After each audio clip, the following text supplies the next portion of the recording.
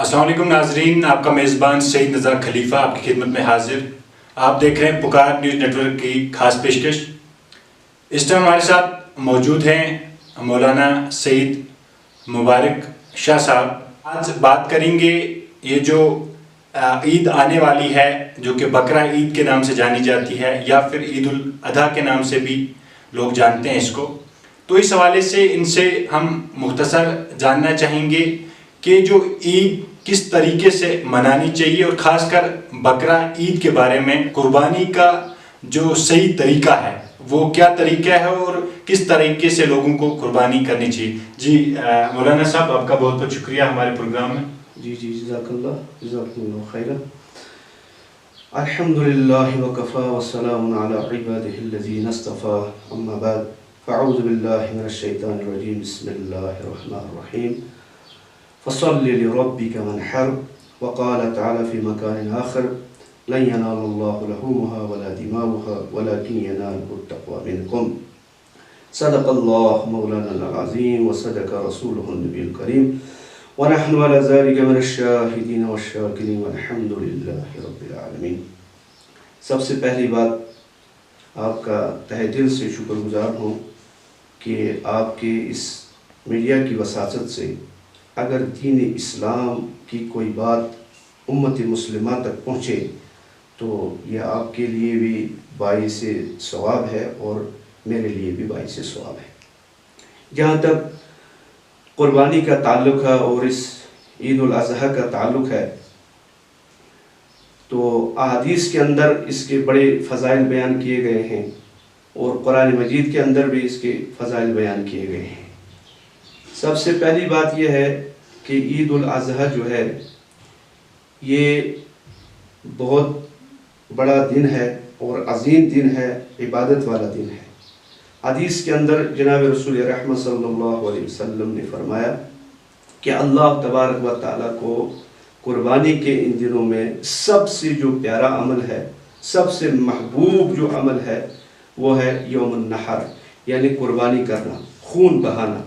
اور جب ایک بندہ اپنا یہ جانور قربانی کے لیے پیش کرتا ہے، جب اس کو ذبح کیا جاتا ہے اور جب اس کا خون کا قطرہ جس وقت زمین کے اوپر پڑتا ہے اور زمین کے اوپر اس کا ایک خون کا قطرہ پڑتے ہی صاحب قربانی کا، جس کی طرف سے قربانی کی جا رہی ہے، اس کے سارے گناہ اللہ تبارک و تعالیٰ معاف فرما دیتے ہیں۔ عظیم یادگار ہے حضرت ابراہیم خلیل اللہ علیہ السلام۔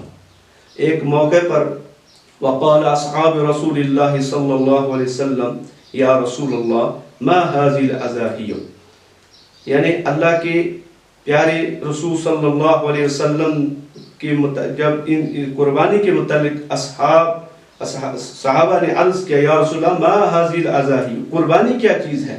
تو نبی علیہ السلام نے جواب میں فرمایا سنت ابیکم ابراہیم علیہ السلام، یہ تمہارے باپ حضرت ابراہیم علیہ السلام کی سنت ہے۔ تو پھر عرض کیا گیا یا رسول اللہ وما لنا فیہا یا رسول اللہ صلی اللہ علیہ وسلم، اس میں ہمارے لیے کیا اجر ہے؟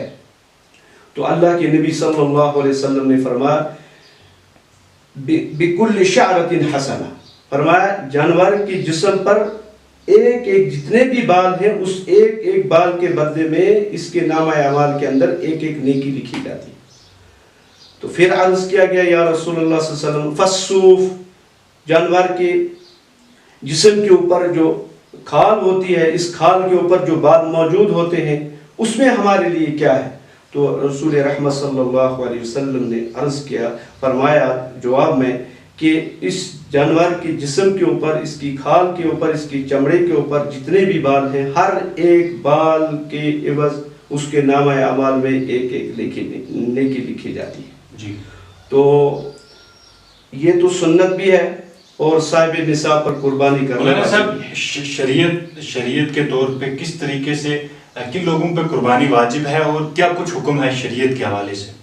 جیسا کہ میں نے آپ سے عرض کیا کہ جو شخص صاحب نصاب ہو، جس کے پاس ان قربانی کے 3 دنوں میں اتنا مال جمع ہو جائے، اتنا مال اس کے پاس آ جائے کہ 7.5 तोला सोना और 52.5 तोला चांदी के निसाब के बराबर, जिसके पास कुर्बानी के 3 दिनों में, इसके ऊपर कोई साल भी गुजरना वाजिब नहीं है कि 1 साल की, जैसे 1 साल के बाद माल के ऊपर जब साल गुजर जाएगा तो उसकी ज़कात देंगे, लेकिन कुर्बानी में ऐसा नहीं है। कुर्बानी के 3 दिन हैं, 10 ज़िलहज्जा, 11 ज़िलहज्जा और 12 ज़िलहज्जा। 12 ज़िलहज्जा की गुरूबी आफ्ताब तक कुर्बानी कर सकते हैं। गुरूब के आफ्ताब के बाद कुर्बानी का वक्त ख़त्म हो जाता है। तो इतनी कीमत का माल या इतनी नगद या इतनी चीज़ें उसके पास मैसर आ जाए तो उसके ऊपर कुर्बानी करना वाजिब है। ये साहिब निसाब हो गया, अब इसके ऊपर कुर्बानी करना वाजिब है। अब इस कुर्बानी के मसाइल भी हैं, बहुत से मसाइल हैं और बहुत से फ़ज़ाइल भी हैं। और फ़ज़ाइल जैसा कि मैं पहले अर्ज़ कर चुका हूँ कि फ़ज़ाइल यही है कि अल्लाह तबारक व तआला को इन कुर्बानी के दिनों में इससे बढ़कर कोई अमल महबूब नहीं। और ये साहिब कुर्बानी के लिए बाइस से नजात बनेगा आखिरत के अंदर और बाइस से सवाब। लेकिन छोटे जानवर भी आते हैं, बड़े जानवर भी आते हैं। जी। तो क्या शरीयतन कितने हिस्से होते हैं? अल्लाह तबारक व तआला ने कुरान पाक के अंदर 8 किस्म के जानवर बयान किए हैं। 8 किस्म में से ऊँट, नर और मादा दोनों। ऊँट 5 साल का होना चाहिए, उसमें नर भी कर सकते हैं कुर्बान और मादा भी कुर्बान कर सकते हैं। फिर है गाय में से 2 हैं, गाय बैल है और गाय है। गाय और बैल की उम्र 2 साल होनी चाहिए कमरी महीनों के हिसाब से, हिजरी महीनों के हिसाब से। 2 साल से बिल्कुल भी कम ना होना चाहिए जानवर, 2 साल का पूरा होना चाहिए। फिर है छोटे जानवर में से बकरा और बकरी दोनों, नर और मादा दोनों कुर्बान कर सकते हैं, इनकी उम्र 1 साल होनी चाहिए। और फिर उससे छोटा जानवर है भेड़ है और नर और मादा दोनों। और इसमें से ये है कि इनकी भी उम्र 1 साल होनी चाहिए। लेकिन अगर ये इतने अच्छे पाल रखे हैं, मोटे ताज़ा हैं कि ये 6 महीने के भी कुर्बान कर सकते हैं, लेकिन ये 6 महीने के इसलिए कुर्बान कर सकते हैं कि ये ठीक ठाक इनको पाला गया हो, अच्छी तरह से सेहतमंद हो, कि ये लगे कि अगर ये 1 साल के जानवर में छोड़े जाए तो ये पूरे 1 साल के लगने चाहिए। तो उस एतबार से ये जानवर भी हम कुर्बान कर सकते हैं। तो जो जानवर है वो किस किस्म का होना चाहिए और कितना साफ सुथरा जानवर होना चाहिए कुर्बानी के हवाले से जो जायज़ है शरीयत? जी, इसमें जानवर में ये है कि इसमें कोई ऐब ना हो, ये बाकी सारे ऐबों से ठीक पाक हो। मसलन इसमें एक ये है कि अगर किसी जानवर के सींग हैं तो इसके सींग बराबर होने चाहिए। अगर सींग आधा मौजूद है, आधे से कम न होना चाहिए। आधा है और आधे से कम न होना चाहिए और फिर उसकी कुर्बानी जायज़ नहीं, आधे से कम न हो। इसी तरह कान है, कान किसी का कटा हुआ हो लेकिन आधा कान मौजूद है, आधा कट गया है, लेकिन आधे से कम न कटा हो।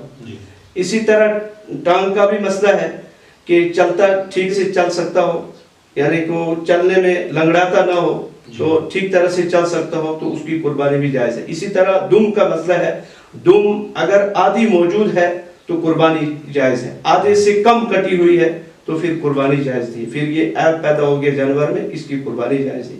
जानवर अच्छा होना चाहिए, मोटा ताज़ा होना चाहिए, जो और उम्र बराबर होनी चाहिए। जो कुर्बानी का वक्त है वो कब से शुरू हो जाता है? हर और गांव और बड़े कस्बे जहां नमाज जुमा अदा की जाती है, जिन लोगों पर नमाज जुमा फ़र्ज है, बड़े कस्बों में, बड़े गाँव में, करिया कबीरा जिसको कहते हैं, यहाँ शहरों में होता है ये मसला। ये कुर्बानी का वक्त जो है ये ईद नमाज के बाद ठीक शुरू हो जाता है। पहले हमें ईद नमाज अदा करनी है और ईद नमाज के फौरन बाद ये कुर्बानी का वक्त शुरू हो जाता है। 10 ज़िलहज्जा से लेकर 11-12 ज़िलहज्जा की गुरूब आफ्ताब तक 3 दिन है कुर्बानी की। इसकी तकसीम में यह है कि इसमें मुस्तहिब तरीका यह है, देखिए ज़बह का तरीका यह है कि सबसे पहले जानवर को किबला रुख लेटाकर फिर उसके ऊपर ये मसनून दुआ पढ़े, इन्नी वजहतु वजहिया लिल्लज़ी फ़तरस्समावाति वल अर्द हनीफ़न वमा अना मिनल मुश्रिकीन इन्ना स्वलाती व नुसुकी व महयाया व ममाती लिल्लाहि रब्बिल आलमीन ला शरीका लहु व बिज़ालिका उमिरतु व अना अव्वलुल मुस्लिमीन अल्लाहु मिनका व लका बिस्मिल्लाहि अल्लाहु अकबर। यह है ज़िबा करने का तरीका और यह है मसनून दुआ पढ़नी। इसमें यह है कि मर्द हजरात यानी बड़े जानवर में 7 आदमी शरीक हो सकते हैं और छोटे जानवर में 1 आदमी शरीक हो सकता है। नबी अलैहिस्सलाम ने हज़रत फ़ातिमा ज़हरा रज़ियल्लाहु ताला अन्हा से फरमाया था कि अपने कुर्बानी के जानवर के पास खड़े रहो कि जब इसका पहला कतरा ज़मीन पर पड़ेगा, जब ये ज़िबा होगा, इसका पहला कतरा ज़मीन पर पड़ेगा तो आपके गुनाह अल्लाह तबारक व तआला माफ़ फरमा देंगे। तो इसमें हमारे लिए सुन्नत ये तरीका है कि जिन जिन अफराद की तरफ से बड़े जानवर जहाँ ज़िबा हो रहे हैं, बैल है, गाय है, ऊँट है, ये जानवर ज़िबा हो रहे हैं, तो इसमें 7 आदमी शरीक हो सकते हैं। मर्द हजरात के लिए अब तरीका ये बताया गया कि वो अपने जानवर के वहाँ खड़े रहें, और औरतों, अगर औरत कोई इसके अंदर शामिल होती है तो उसके लिए बेहतर है कि वो पर्दे के ही अंदर रहे। अब इसकी तकसीम यह है कि तकसीम के लिए मुस्तहिब ये बताया गया है, ये मुस्तहिब तरीका बताया गया है कि 3 हिस्से कर दिए जाएं इसके जानवर के। एक हिस्सा अपने लिए, और एक हिस्सा अपने रिश्तेदारों के लिए, और तीसरा हिस्सा जो बचता है हमसाए हैं उसमें, करीब के हमसाए आ जाते हैं, उसमें गरीब भी आते हैं, सब आ जाते हैं, तो ये 3 हिस्से मुस्तहिब हैं। लेकिन अगर अपने लिए कुछ अपना कोई किसी का बड़ा अयाल है, घर के अफराद बहुत सारे हैं, उनको गोश्त की ज़रूरत है, लेकिन वो एक हिस्से से ज़्यादा भी अपने लिए गोश्त रख सकते हैं, इसकी बिल्कुल इजाज़त है इस्लाम के अंदर। मौलाना साहब से बातें और भी बहुत ज़्यादा करते, लेकिन वक्त इजाज़त नहीं दे रहा। आखिर पे चलते चलते मौलाना साहब से जानना चाहेंगे, मौलाना साहब आखिर पे, हमारे प्रोग्राम के आखिर पे पूरी उम्मत मुसलमान के लिए, खासकर जम्मू कश्मीर की आवाम के लिए इस ईद पे क्या मैसेज छोड़ना चाहते हैं आप हमारे चैनल के माध्यम से? पूरी उम्मत मुस्लिमा के लिए पैगाम ये है कि ईद का दिन जो है ये बहुत बड़ा अजीम दिन है। इसके अंदर इबादत करनी अल्लाह तबारक व तआला को बहुत प्यारी है कि इस ईद के दिन के अंदर खराफात न किए जाएं, बिदआत न किए जाएं, सुन्नत के मुताबिक जो है ये 3 दिन गुजारें, और अल्लाह के हुजूर के अंदर रो रो कर दुआएं करें, सजदे करें, नमाज़ें पढ़ें, ज़िक्र व अज़कार करें, और पूरी उम्मत के लिए दुआ करें।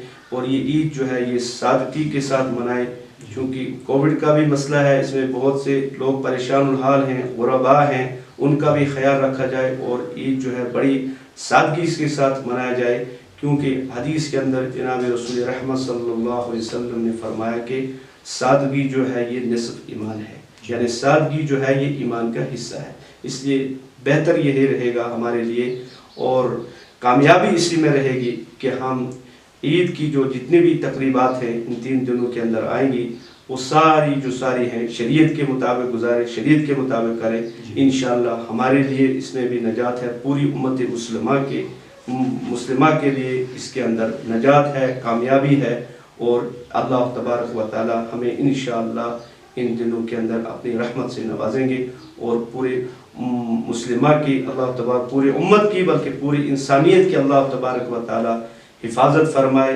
उनको अपनी रहमत से नवाजे और अपनी मग़फ़िरत से नवाजे।